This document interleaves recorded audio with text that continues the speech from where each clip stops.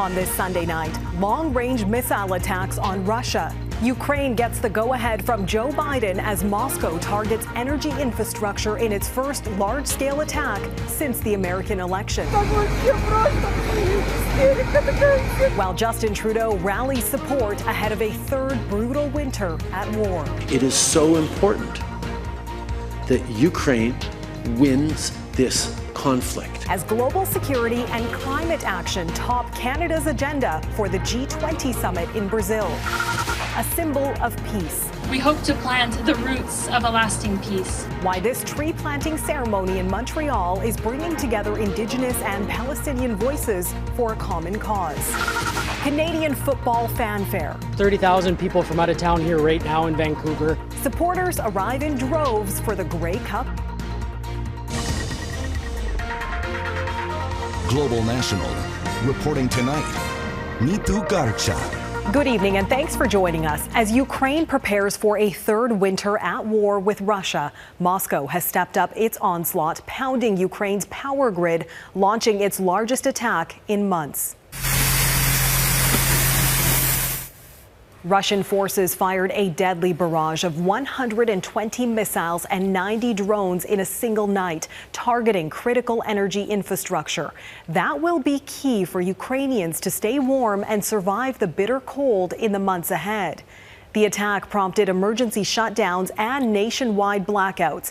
And just hours later, U.S. President Joe Biden authorized for the first time U.S.-supplied long-range missiles can be used by Ukraine to strike deep inside Russia. Nathaniel Dove has our top story tonight. One of Russia's fiercest attacks in months,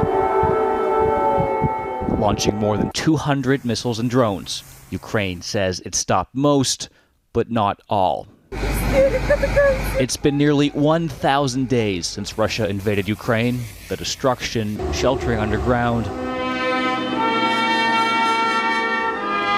and funerals, all now common.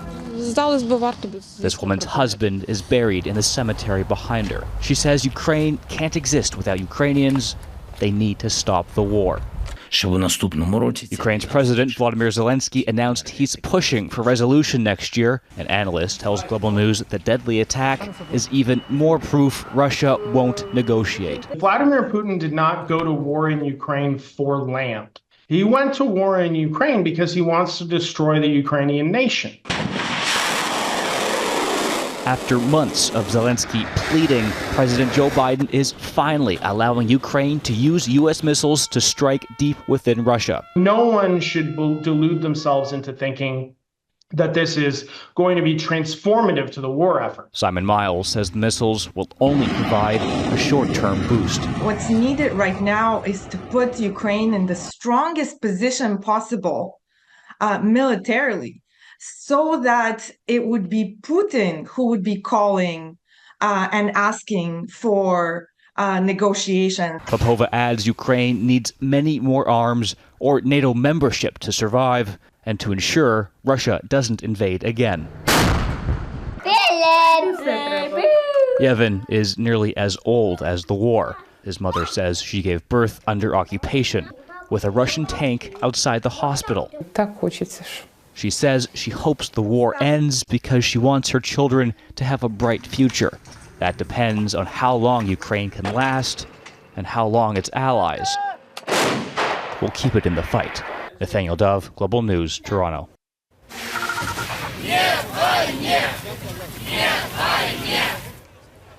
Today, thousands of protesters marched against Russian President Vladimir Putin in Berlin and called for an end to the war. Demonstrators were led by Yulia Navalnaya, widow of Russian opposition leader Alexei Navalny, her first rally since she and other members of Russia's opposition were forced into exile. Opposition is demanding the immediate withdrawal of Russian troops from Ukraine, for Putin to be tried as a war criminal, and the liberation of all political prisoners in Russia.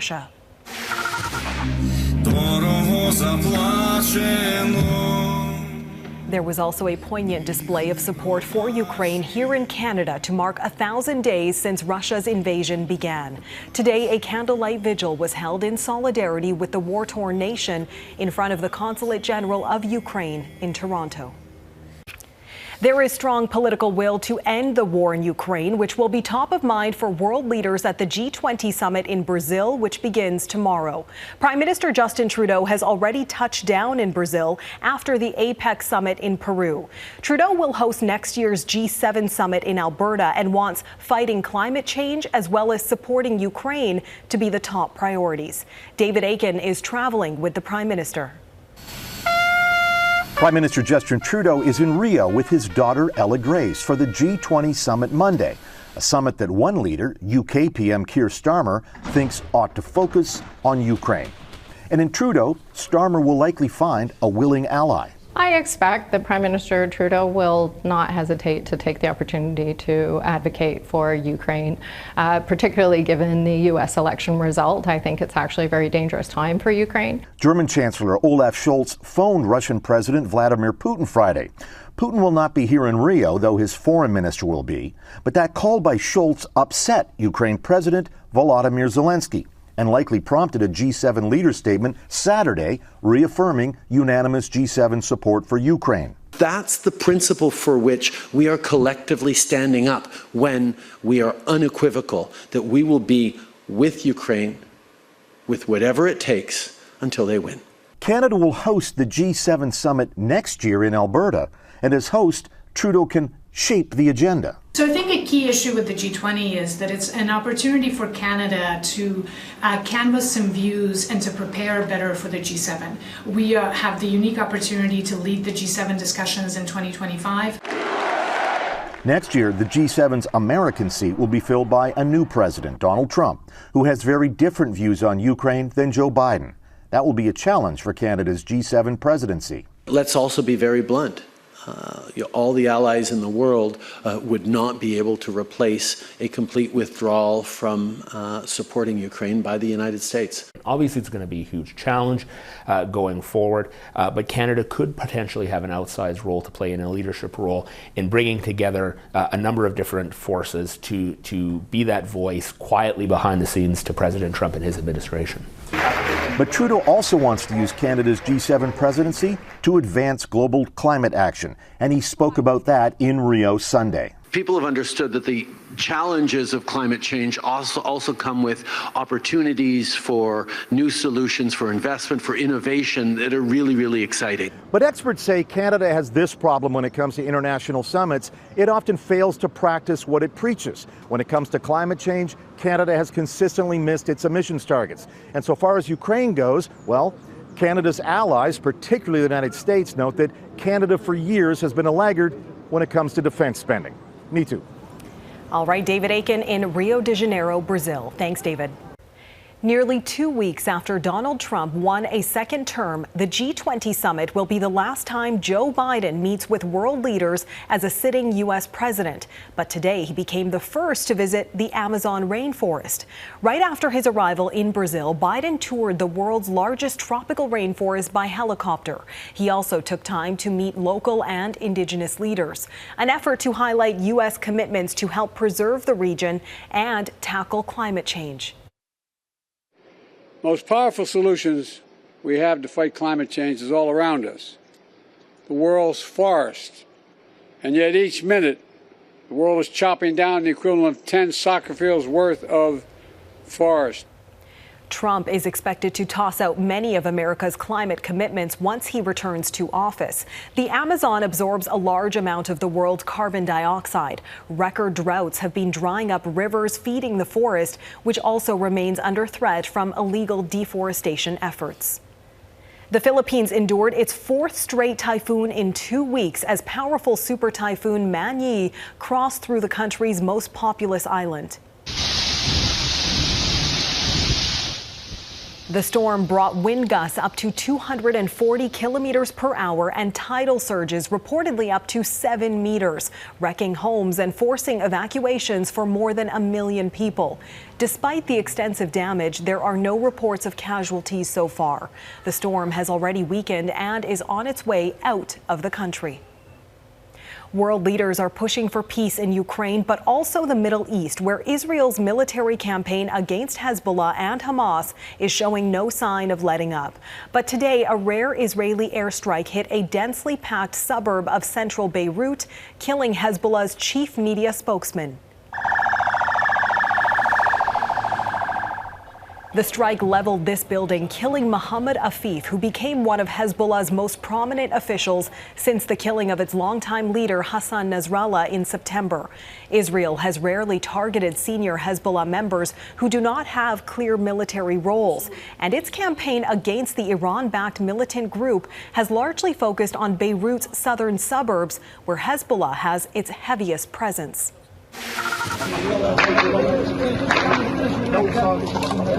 In Gaza's besieged north, an Israeli airstrike flattened this residential building housing displaced Palestinian families, killing at least 70 people. Dozens of Palestinians are still trapped beneath the rubble, and hopes of finding survivors are fading. Israel Defense Forces says several strikes targeted Hamas militants there. In Montreal, pro-Palestinian activists returned to the site of a former protest encampment that occupied McGill University's grounds earlier this year. They were also joined by Indigenous leaders who led a tree planting ceremony there to promote peace while denouncing violence and colonialism. Dan Spector reports. Surrounded by a crowd of onlookers, students, activists, and Indigenous leaders from the Kanien'kehá:ka Nation break ground and then plant a white pine tree sapling in McGill University's lower field. This tree of peace is a reminder to everybody that we want peace, not just for Palestine, but for out the world. The university says it told them in advance that they were not allowed to do this, but they did it anyway, and nobody representing the school tried to stop them. Gabriel made the point that all the land McGill stands on is the ancestral homeland of the Haudenosaunee people, where cornfields and longhouses once stood. This still belongs to the Kanien'kehá:ka people. We are making a small change to the landscape that is known as McGill. It's a very small thing to ask. This tree will be our refusal to remain silent and to submit to the occupation. The event commemorated the pro-Palestinian tent encampment that stood on university grounds from April to July, demanding McGill cut ties with Israel because of its relentless assault on Gaza during its war against Hamas. The encampment was broken up and demolished on July 10th. McGill's president said it was not a peaceful protest, but a heavily fortified focal point for intimidation and violence. McGill has a responsibility to contribute to peace by divesting from occupation, colonization, or any enterprise that violates the freedom of a people. With this tree, we hope to plant the roots of a lasting peace. In an emailed statement, McGill said there are various reasons for not approving this permanent monument. For example, the field is needed for various university activities, and McGill has stated its intention not to adopt positions on geopolitical conflicts. The most fundamental reason is that the university's authorization is required for the modification of its property. McGill did not answer the question of whether or not it would remove the tree. They would look pretty awful if they did that, because it's a tree that is symbolic of peace, which I think the world badly needs. The tree is adorned with stones representing the Haudenosaunee colors and a carved plaque. Activists hope it stands for centuries. Dan Spector, Global News, Montreal. Rising rents and rising frustrations. Coming up, the Halifax community demanding action on the housing crisis. The changes they're calling for next.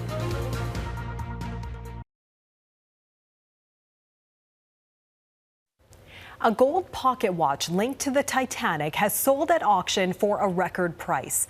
The 18-carat watch was purchased by an American collector for nearly $2.8 million Canadian. That's the most ever paid for a piece of Titanic memorabilia. The watch was given to the captain of the RMS Carpathia by 3 survivors who were among 700 rescued by the Carpathia after the Titanic sunk in 1912. The wreck of the Titanic is located off Newfoundland and Labrador's coast. Atlantic Canada is also home to several of Canada's fastest growing cities. But as the population grows, so too does the cost of housing. Today, there was a rally in Dartmouth to prioritize affordable housing options rather than building more new and expensive homes. As Ella MacDonald reports, the community is calling on political leaders to take action. They literally have to pick between you're going to have 4 walls or you're going to have food. After fleeing domestic violence in March, Ruby Pearl began sleeping rough. The police put me in a tent because I couldn't get into any of the shelters because they said I made too much money because I was a working individual. Pearl lived in the woods for months, commuting back and forth to her tent every day to go to her job as a cleaner. She says the whole experience was dehumanizing. I had no access to bathroom or shower or anything. It was very embarrassing because I had to go to work before my shifts to be able to have a shower before I started. Now Pearl is part of community organization Highfield Park North Dartmouth Friends, which advocates for social justice issues like affordable housing. So many people are being displaced and living in tents because the rents are getting higher and higher. With Halifax's rental prices catching up with other Canadian cities like Toronto and Vancouver, the group is calling on politicians to prioritize tenants. With the election going on, housing is a big thing, so I want all of the parties to see this is a major issue that needs to be dealt with. Their main focus is on the Highfield Park area of Dartmouth. A once affordable alternative to the city centre, Dartmouth's rents have skyrocketed, pricing out people who have lived in the community for decades. Hayhurst has seen new apartment buildings go up left and right, but tents being pitched as well. They can be $3,000 and up. Like, it's crazy. It's absolutely crazy. Even here in Highfield, the rents are going up. 20 Highfield Park is the site of a former inn. But after it was left to decay, the area was bulldozed. Now it sits as an empty lot. If they do decide to build like luxury condos or big apartments, I think we might have a few more fights on our hand. Affordable housing now! Ella MacDonald, Global News, Dartmouth, Nova Scotia. Jasper's revival ahead, winter weather sparking hope for the community still rebuilding after summer wildfire devastation.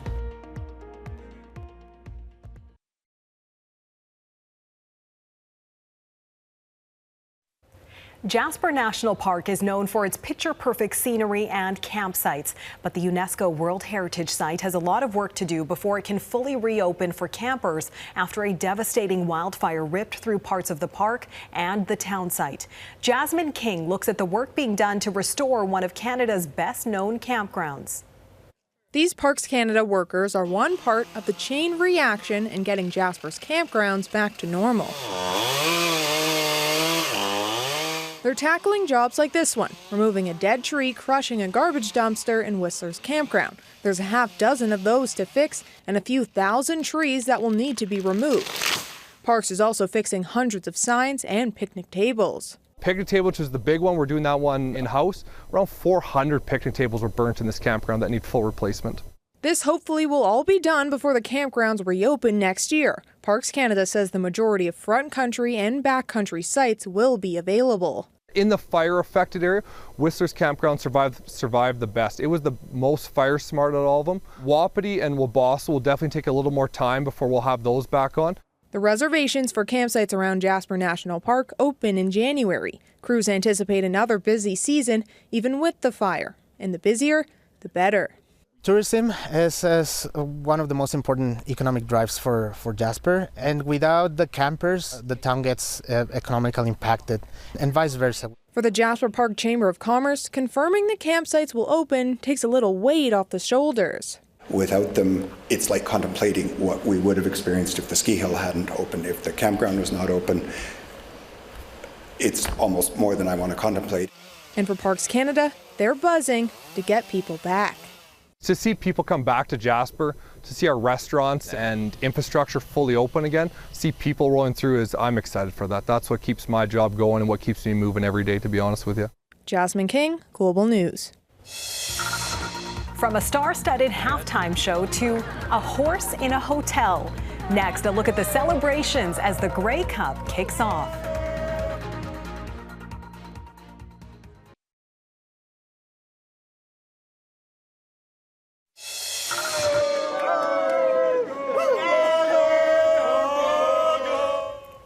It is game day for the 111th Grey Cup between the Winnipeg Blue Bombers and the Toronto Argonauts. With the Bombers' 5th straight appearance in the championship game, players have revenge on their minds, as this is a rematch of the 2022 final, which the Argonauts won. This year's championship game is in Vancouver. It's the first time the city has hosted the CFL's season finale since 2014. As Melissa Ridgen reports, the excitement extends far beyond Grey Cup Ground Zero. Vancouver has had Grey Cup fever all week, with party after party, ziplining all the way to the Canadian Football League Championship today. 30,000 people from out of town here right now in Vancouver, and they get together. It's one of the friendliest environments there is. And what kind of party would it be if someone didn't trot a horse into a hotel? Of course, it's the Calgary Stampeders delegation horsing around with Tough Enough. We upgraded your room to a king suite to ensure that you will have all the space you need to graze and stretch your legs. It's been a Grey Cup tradition for 76 years. A new tradition, though. This year marks the first time the Grey Cup is being broadcast in Punjabi. It's a lot of fun. Going to the BC Place as a kid, watching a lot of these Lions games, and to go there to watch the Grey Cup is one thing. To be calling it in our mother tongue, Punjabi, it's phenomenal. And another first. We love Canada, and we're so excited to see our first Canadian Football League games. The Jonas Brothers will entertain at the halftime show, and while here, catching CFL fever themselves. Just even watching some of the highlights of the playoffs in our hotel room, you see the excitement from some of these fans that love their teams. Beyond BC Place, eyes will be on the game on the other side of the world, too. Phil Gass, here with his son Riley, moved from Manitoba to Switzerland a decade ago. They've watched the Bombers in the last 5 Grey Cups in a row. Work and travel and a 9-hour time difference won't stop them this year either. I'm actually going to be just getting back when the game is happening. So I'm going to do my best to sort of watch it during my travels, logging in from afar. Hoping for a different end than the last time his Bombers met the Argos in 2022, when that coveted Grey Cup went to Toronto. Melissa Ridgen, Global News, Winnipeg. We'll see which way it goes. That is Global National for this Sunday night. I'm Neetu Garsha. Tonight's Your Canada is this snow-capped mountain near Jasper, Alberta. Have a great night.